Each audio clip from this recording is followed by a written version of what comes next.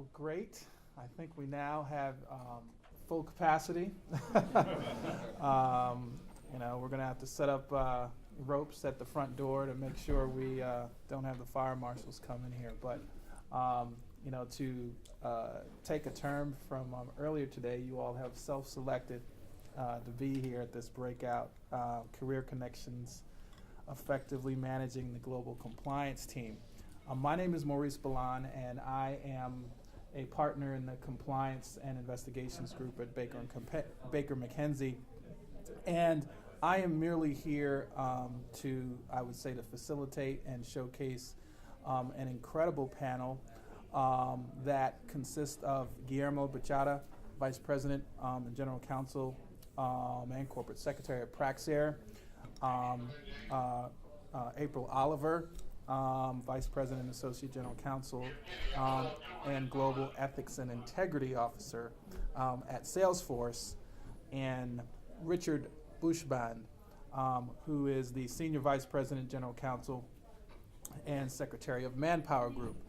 And I think each of the organizations are different, both in their business, but in their scope and their size. And we'll be able to provide, each person will be able to provide different perspectives on the sort of diversity of their challenges in aligning their corporate objectives with compliance objectives across diverse risks in multiple global markets. And so that may be a challenge for many of you who are here today, and I think they will have some interesting perspectives for you to allow you to benchmark. We would like this conversation to be interactive. I think we all have a wealth of information here on the panel, but I also agree and believe that there's a wealth of information that sits here in the audience that is going to help inform the discussion and may steer it in ways that we may not even expect, but that is kind of, I think, would be the best result. And so I'd like to really get this session started by proposing just a general question to the panelists and just have you provide some details just about the size and the scale of your global teams to give our audience here a little bit of perspective of the differences and some of the unique challenges that each of your organizations present. Sure. So I'll go ahead and get started. Yeah. So just to clarify, Praxair is not an airline. Although we are global, that's the one question I always get. We're actually a manufacturer of industrial gases, about $12 billion in revenue, about 26,000 employees globally. So the way we are structured from a compliance perspective is we have a chief compliance officer sitting in our corporate office in Danbury, Connecticut, who reports up through the general counsel. And then we have 27 local or regional compliance officers as well throughout the world. We do something slightly different. Some of you may do some of the same things. So these folks are not full-time compliance employees. I'd say they wear two hats. They may be primarily attorneys, but we have HR folks, we have finance folks. So we've got these 27 compliance officers throughout the world, and they basically chair their respective compliance review boards, which are a small group of 6 to 10 functional and business leaders in each of these businesses or regions who meet quarterly and ultimately are responsible for compliance, oversight, and performance across their region. So somewhat decentralized, but with a strong sort of culture coming from the corporate office. So as I said, full-time compliance employees, one, but we consider ourselves to have 26,000 really compliance employees across the board because everyone has that expectation. Okay, so I'm April Oliver. I'm with a company called Salesforce. How many of you have actually heard of Salesforce? Yay, that's so great on the East Coast too. So when I arrived at Salesforce 4.5 years ago, the role of global compliance attorney had been empty for 6 months. So I walked into a situation where there was a lot of catching up to do because there was this role that hadn't been filled, and we were growing very quickly at the time. In the past 4.5 years since I've been there, I've gone from one person with the title of global compliance attorney to founding and launching a whole separate business unit, the Ethics and Integrity team. And we've got 10 people working for us, and we are splattered around the world. I've got an open head in London, if anybody knows anyone that wants an ethics and compliance job. I'm really looking for somebody great there. I've got a head coming online in Bangalore, India. And interestingly, I've got a secondee in Tokyo. We decided to second someone in that culture for some very particular reasons that I'm happy to explain further. And then I've got about 7 people at headquarters with me, and then 1 person in Herndon, Virginia, who's our government contracts compliance lead. That's the basic structure. I'm going to be very candid with you. I don't think there's a roadmap to the perfect management of an international compliance team. I've had some misfires and false starts, and I'm happy to share with you some mistakes that I've made along the way, because I think those are learning experiences that are helpful to all of us as we try to solve these challenges of growing safely internationally. Thanks. Richard Buckband, I'm General Counsel at ManpowerGroup. Now, hopefully you will all recognize ManpowerGroup as not only a provider of temporary and contingent staffing, but more broadly, a specialist in workforce solutions. What people typically don't realize is how global we are. We're in 80 countries. 85% of our revenues come from outside the U.S. About 2/3 are from Europe. So when we say global, we are really quite global. Now, that being said, I would like to be in April's position, but the reality is my compliance apparatus and my team looks much more like Guillermo's. Small and mighty. In fact, my 2 leads are here. We have one full-time ethics and compliance specialist, and that's for a workforce approaching 30,000 people. Reports into an associate general counsel, and it all reports up to me. So for us, the challenge is how to do a lot without the Salesforce type resources. Mm-hmm. So I think that's a really good place to start. In April, you described some of the challenges in developing your ethics and compliance force globally. So maybe you can help us define your view or provide us your view of what ethics and compliance really means in the global context, because it does have can vary depending upon the jurisdiction. And well, your ethics and compliance leads on the ground in these locations are the ambassadors of your brand in so many different ways. And I think as you cast these roles and you go about to India, APAC, high-risk places where there may be a lot of corruption and bribery under the various indices that we all know and love so well. At least what I've been trying to do is find the person that has enough executive presence that they can run an investigation, if need be, against the local CEO, because sometimes these have to be done, but who also has enough gumption and energy that they can roll up the sleeves and do the hard work that all of our programs entail. I mean, there's a lot of administrative work that goes along with being the sole person on the ground in a location that's doing gift approvals, that's running investigations, that's doing third-party diligence. There's just a lot of hard work. So getting that sweet spot of the person that has, great executive presence, reflects your brand, knows your product, and at the same time is kind of a worker bee, self-starter, and isn't going to be overly influenced by the sales culture around them to go sell. That takes a lot of thought, and I think you have to, really cast it very carefully.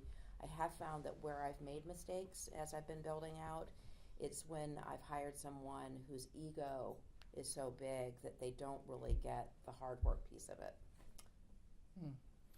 And so the answer to that question is going to change depending upon your portfolio, the risk profile, the culture. That's right. That's on the ground.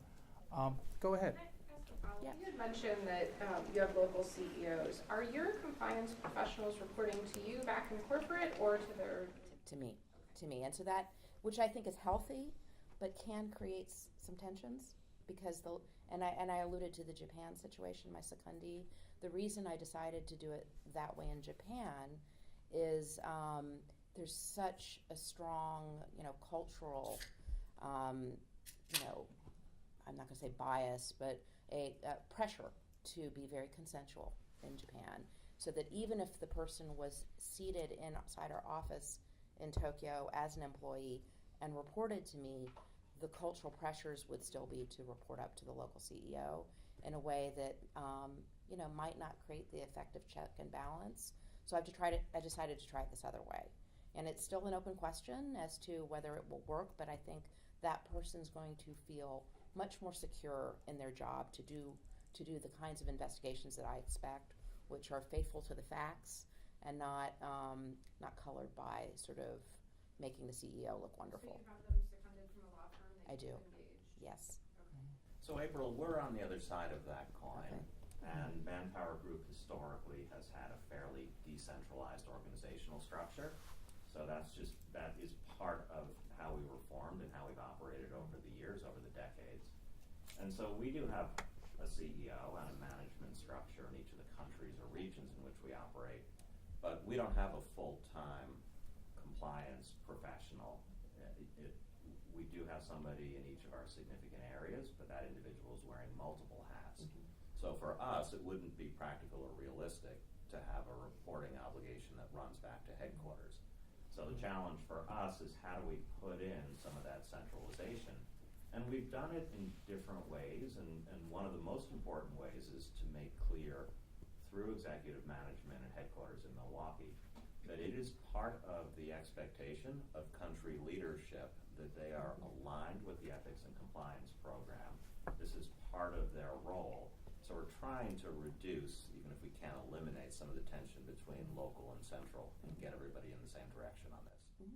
Guillermo? No, but I think that's a great question. It's a question I think we all struggle with constantly. I don't think there's a perfect solution. In our case, we approximate Richard's structure a little bit more. We have dual reporting lines, which I'm not particularly fond of, but they work for a compliance group. So I'll give you an example. Our general counsel for Asia will report to our Asia president, but functionally, on both the legal and compliance front, would report up to me.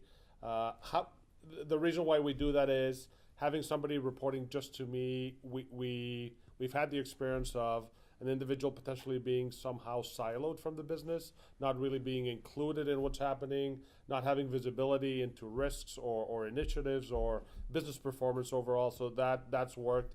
I think one of the things we do well is not just say there's a dual reporting line and be done with it.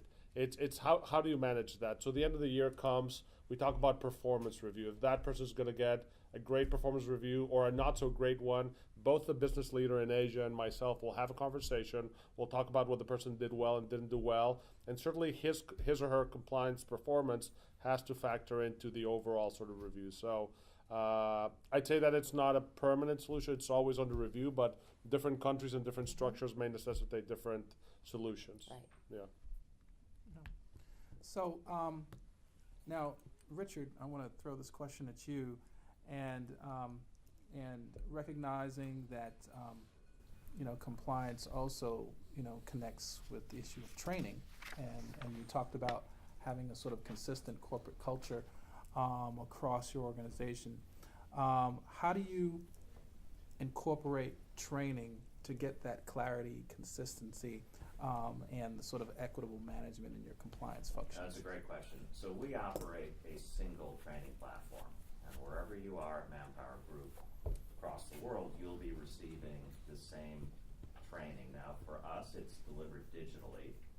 I would love to be in the position to have in-person, one-to-many live training in most of our locations. Not practical for us, but we're able to maintain the consistency and control's the wrong word, influence and determine what the training content will be from headquarters.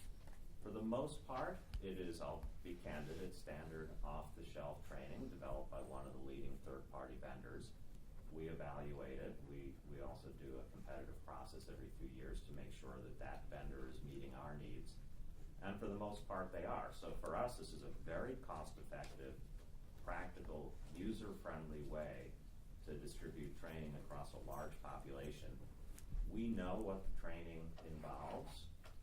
We have input into, or like I said, determination over what training modules are taken, who takes what, depending on where they are, what their role is, what their seniority level is. We're going to start doing GDPR training for our people in the EU. There's a module for that. We can control who gets that, and we're not even going to limit it to EU personnel. So we have the levers to do this by leveraging that third-party content and that third-party provider. One of the things that we have found very effective on this is simple dashboarding. We pride ourselves on having near universal completion of our training courses. There are a couple countries where that's a little tricky to do because of works council issues. But in most of our countries, we're at 99 or 100% training compliance. One of the most effective ways to drive that message is at the end of a training season, I send a simple dashboard to country leadership, to the CEO of that country. Say, okay, here's the percentage that completed training last year, and here's the percentage this year, simple bar graph. And hey, easy to measure, at least with the provider we use, and there's nothing quite like a dashboard. Here's how your team performed. And by the way, this also goes to the COO and the CEO, so everybody can see if you're helping to drive the expected training in the country that you manage. Yeah. Now, April, your organization is structured slightly differently. I'd be Yes. interested to hear your perspective on how you drive training. Well, I started throughout out the world. like you guys, you know, I did. And I will say I effectively exploited every crisis internally and externally to get my head count. I mean, you know, and that's what you do. You read the paper and you're on FCPA, you know, blog, and every single thing that you can possibly imagine I exploited and pound the table. And I will say, I think that training is kind of a good news story for our company. And, you know, Salesforce, we are a software company. And so one of the things we've been doing over the past couple of years is driving training to actually our platform. And that is, but it has been a really good news story this past year where we got 100% on our code of conduct training, partly by using the tool that our own people know how to get to. It's branded like Salesforce. It's familiar, and so that was a success. I will say that a couple areas, just sort of practical tips, where I've had easy, low-hanging fruit that I think anyone can emulate. I really stressed for the first couple years at Salesforce while I was building out, how do we train third-party partners? Clearly, it's a metric for the DOJ. You know, I don't have any quick and easy answers because we have 3,000 partners, you know.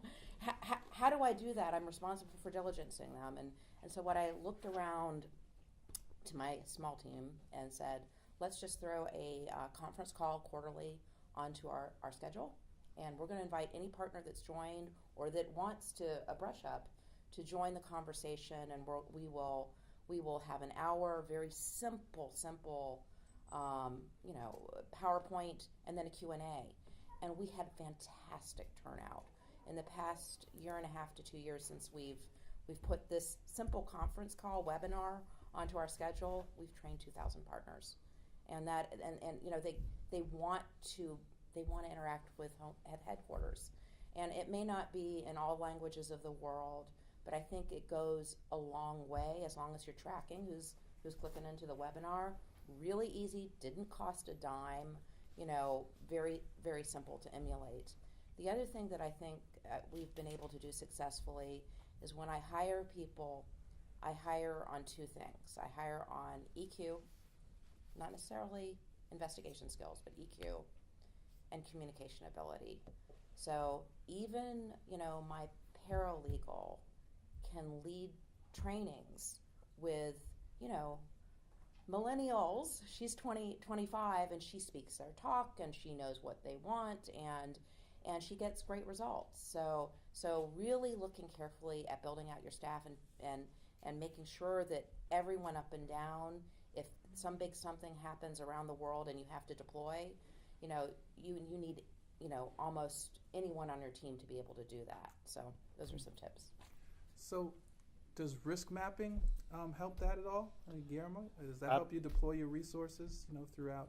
Absolutely. I was just going to jump on that as a follow-up to Richard's response. So we do a lot of standard training as well, so platforms across the board software, but we do supplement that in some cases with in-person training and some localization requirement, I'll call it. So to give you an example, in doing an anti-bribery training or FCPA training in a place like China, we found that we can't just be talking to our employees about the dangers of potentially bribing government officials.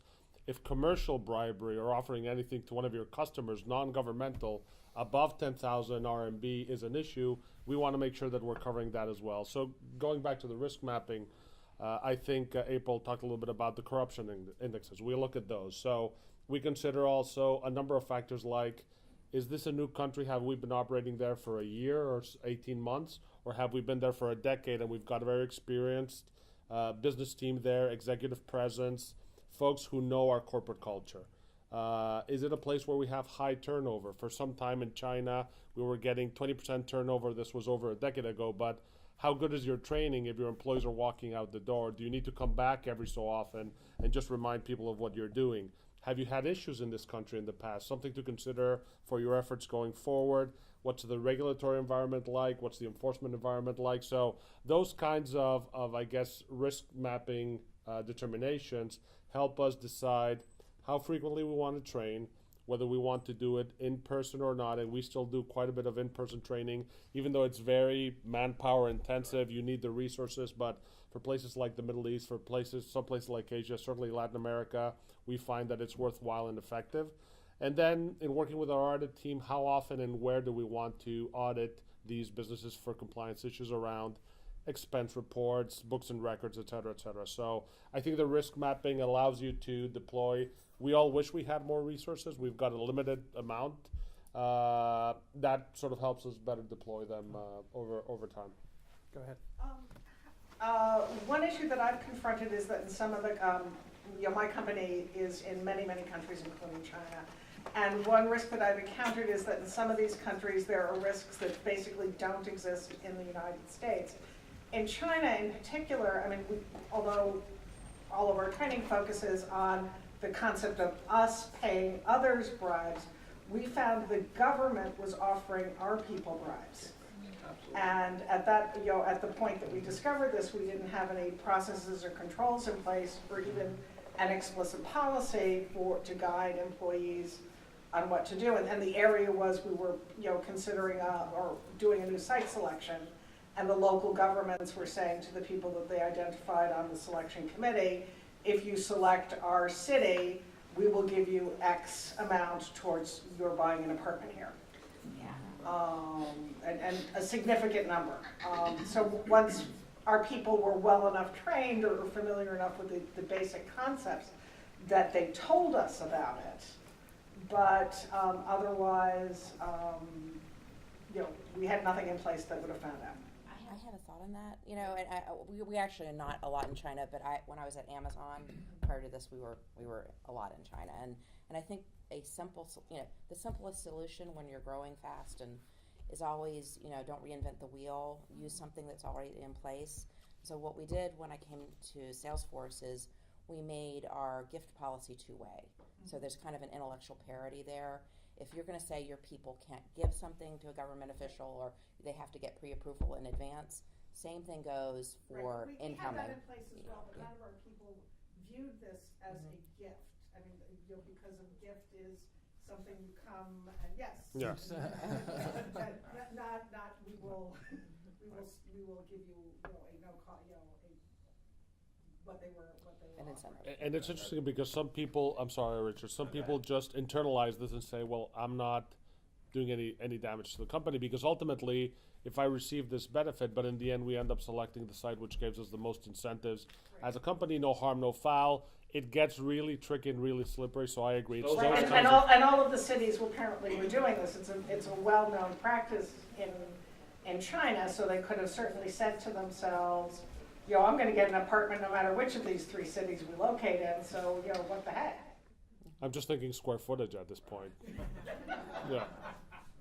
So that's a tough situation, and our policy, at least at the moment, is focused on gifts we give rather than gifts we receive. But I think this may illustrate the importance of a principles-based approach rather than solely a rules-based approach to your policies. The rules and the policies and when you need to escalate and who needs to approve. It's all important. Yeah, but the principles-based policies, I find, are much more easily understood in many of the Western countries than in the Asian countries, which are much more rules-focused. Sure. So one thing, notwithstanding my earlier comments, we do supplement our online training with in-person. Not as much as we might ideally do, but if I'm in a region, I'll conduct a seminar. Certainly we hope leadership and middle management and people in sales-facing roles, and I'll go through what our key policies are and why they are as they are, and expectations at headquarters and the like. So I did this not too long ago in Asia. Now, Asia being as diverse and as distributed as it is, I couldn't visit all of our countries, but I did a live version, which was webcast elsewhere. And I realized that my coming across from headquarters as a North American is not necessarily going to have resonance with the local team. So I was able to convince one of our law firms, whom we work with on a global basis, to lend us one of their key anti-bribery people. She's ethnic Chinese, based in Singapore and Hong Kong, former prosecutor in Hong Kong. And I found that the credibility that she brought to the conversation outweighed anything that I could contribute. And I think the message was received differently. I mean, right or wrong, this is somebody who understands local, understands Asia, is from here, looks like we do.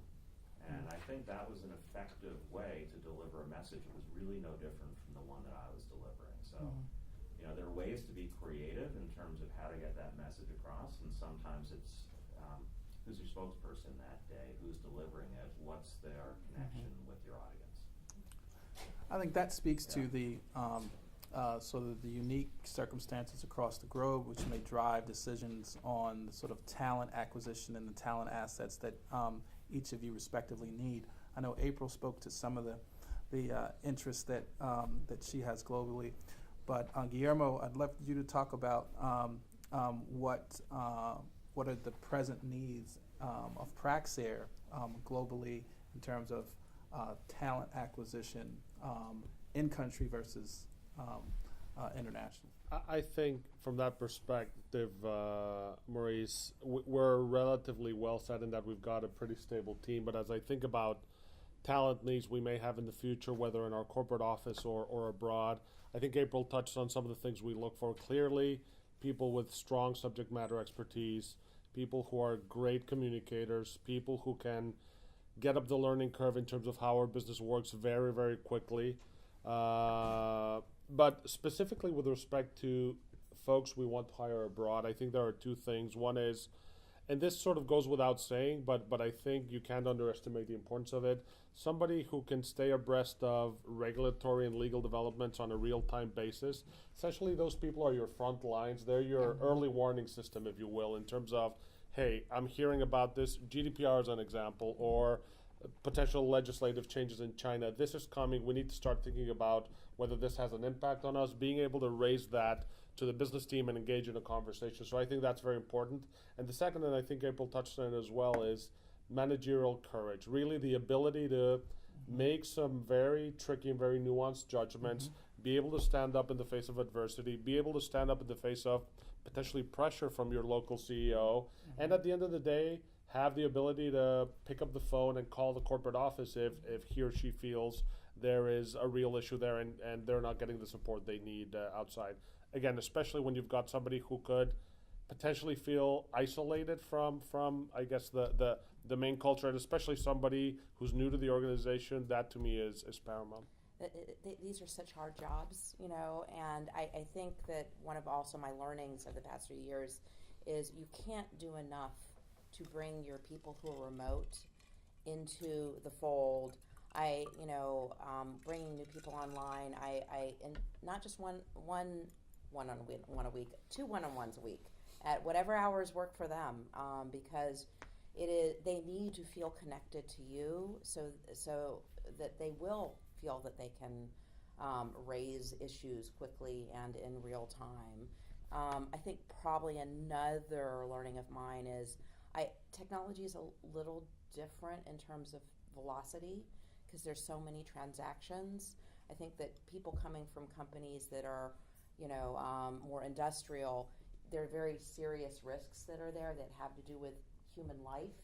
And so that I think that the respect for rules may be more ingrained because you make a mistake, life is lost, and that's very high risk, and no board wants to hear that. In technology, particularly cloud-based technology,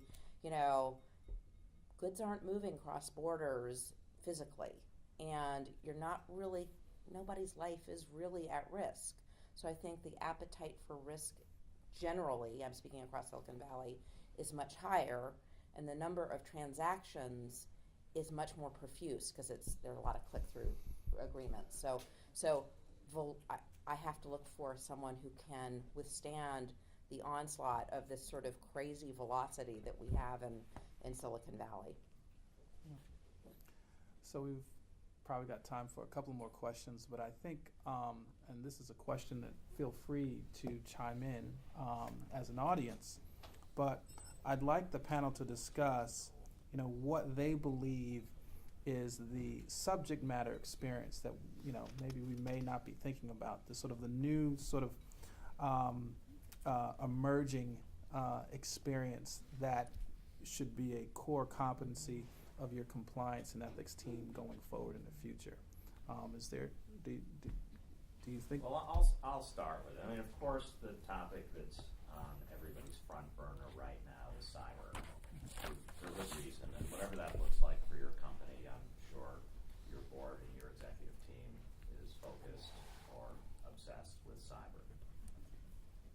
Leaving cyber aside, one of the things that we do at ManpowerGroup is a lot of focus on assessment and capabilities, and we like to talk about learnability.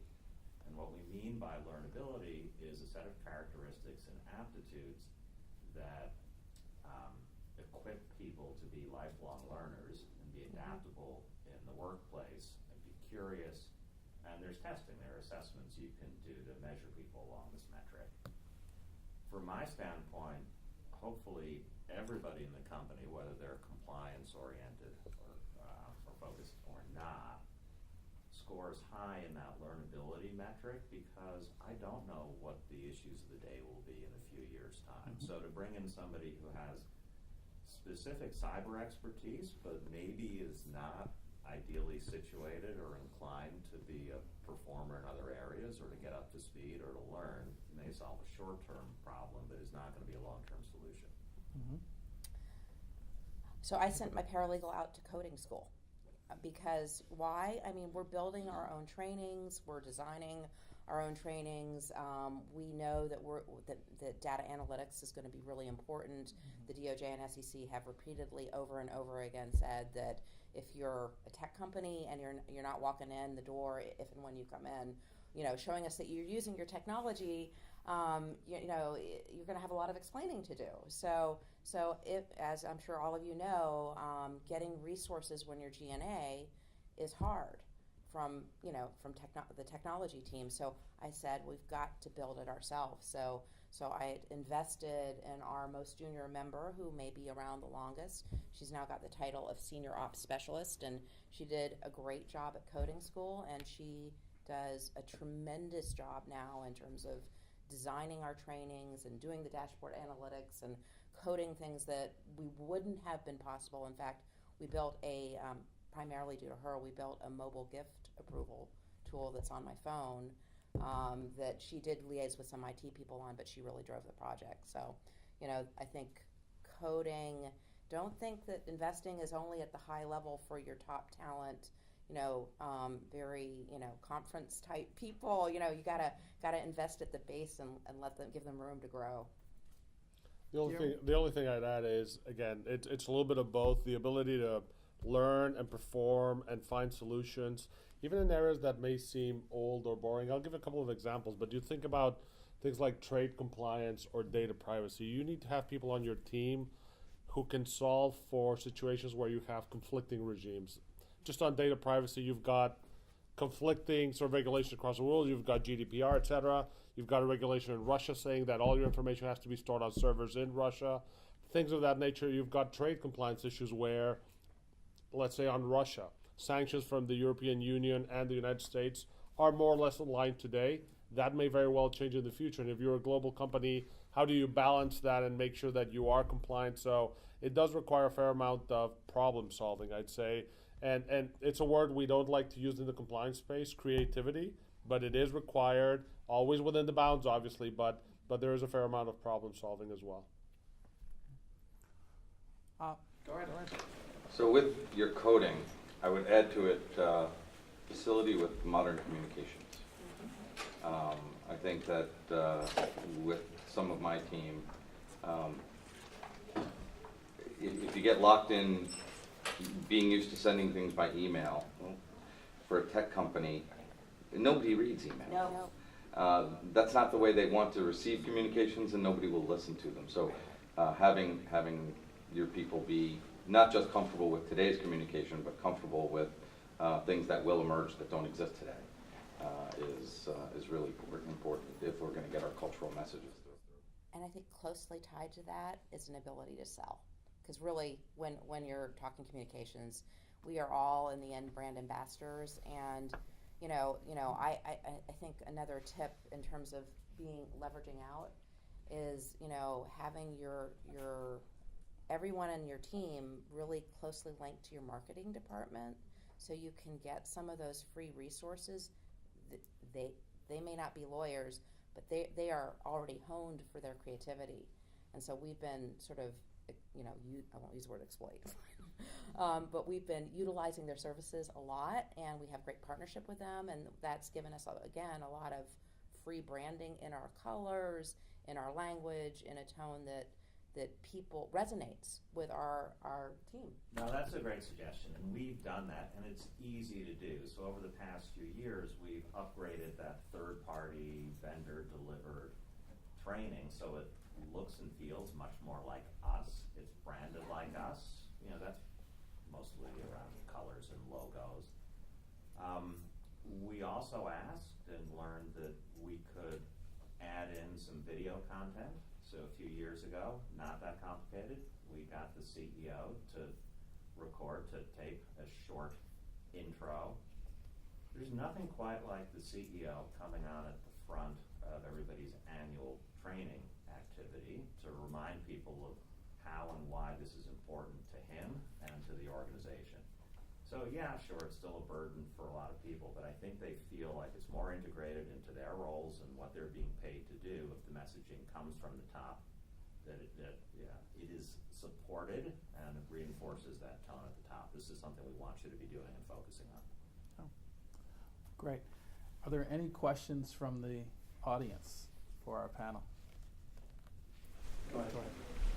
Have any of you figured out a way to assess a person's integrity in the hiring process? So something that maybe you don't just do as individual leaders when you're hiring, but maybe something you've embedded in a hiring guide or got an HR to assess through an assessment or some other modality? That is a great question, and I'd be lying if I said that we've found sort of a solution to that. We've tried to address that piece in the promotional stage of a person's career. So we do have a policy whereby if somebody is being considered for promotion for a relatively senior level within the organization, there is a review of their compliance performance and every single aspect. Some people hate to hear this, but we go back and look at a person's file and say, is this really the person we want leading a group of 200 employees? Is this somebody who we trust with our brand, with our reputation? So that's a conversation that happens. It doesn't address the question you asked around at the moment of hire. There's only, I think, so much you can do, whether it's background checks or just making sure that that person is interviewed by the right people and you get this sort of varied sense of what people feel. But again, people could be great interviewers, and you're not going to get to the bottom of their moral fiber, if you will. It's such an interesting tension right now with GDPR because you've got, FCPA, background checks, all this regulatory structure is built on knowing everything about everybody in the U.S. And then you've got GDPR, which is not so much, tamp it down. So I think that is a really interesting tension that's going to play out over the next couple of years. I will say that one little, innovation or improvement, enhancement that we've made over the past 6 months is we've kind of fought our way into the sales boot camp. And this is not in hire, but it is the first week of someone's being present. One of the hypos that we now use in the sales boot camp is, so someone, and I'm paraphrasing a little bit, someone had, you in your email or on Chatter, our online social media tool, someone's posted materials that look like they might be privileged and confidential of our competitor. What do you do? And I think that's it's a problem for all companies because everybody wants a fast, hot start at a new employer. But as we've seen from Google, Waymo, Uber, that can be a $240 million mistake. And so I think you message it really early that not okay to take your former employer's materials and, contact legal as soon as possible for us to make the judgment call as to whether or not it's truly confidential information and to get it back into the hands that it should. That's a pretty early barometer. Yeah.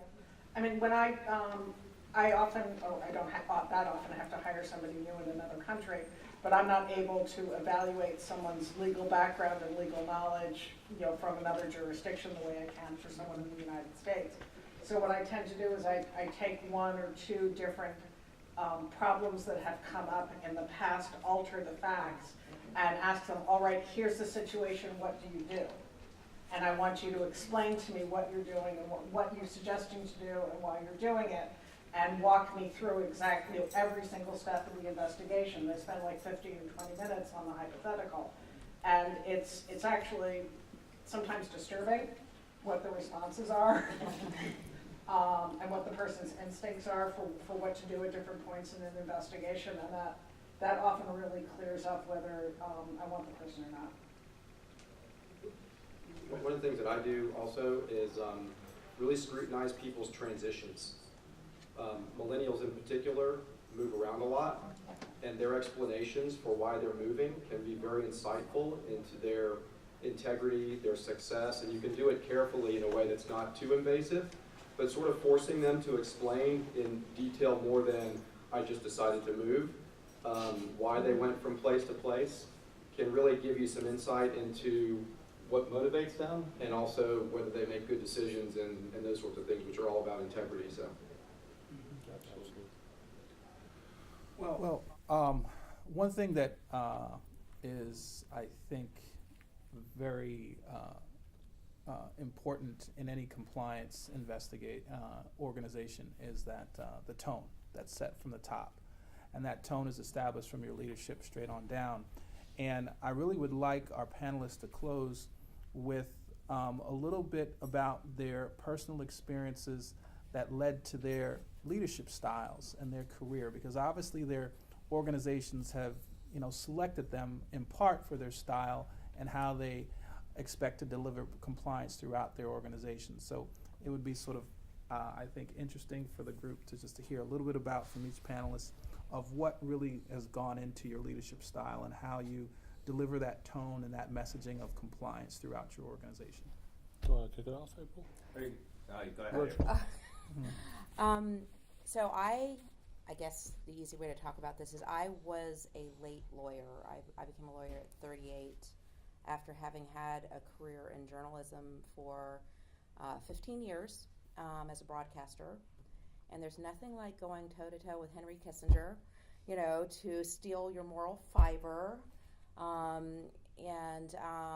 guess having a career meltdown really early in life that was very public and, very humbling on some level. It did kind of work out for me over the long term, but not without a lot of litigation and, a lot of time invested into the litigation process. From that point forward, I have figured that the worst thing in my career has already happened to me, and I can be a straight shooter truth teller in what I do without being afraid of losing my job, because nobody's going to do anything to me that hasn't already happened before. And so my approach to it has been to be, not be driven by politics, but to be an honest broker of facts. No, I'm with you on that. No, I don't have anything as dramatic in my career background, Yeah, at least not yet. But when I came to the position, there were a few things that I wanted to focus on in managing a team that was largely in place already. And a few of those principles that are at least important to me is this is not a cult of personality. At best, literally at best, I'm first among equals. And part of having a team is it's a two-way street. I want to hear everybody's opinion. I certainly want to hear disagreement, because I find we learn from a little bit of tension, a little bit of disagreement. So this is not meant to be decisions pushed down and executed. This is meant to be a kind of ongoing conversation with the people in legal and ethics and compliance around what we should do and how we should protect the enterprise. I think the only thing I'll add, and I completely agree with that, is I think in my case,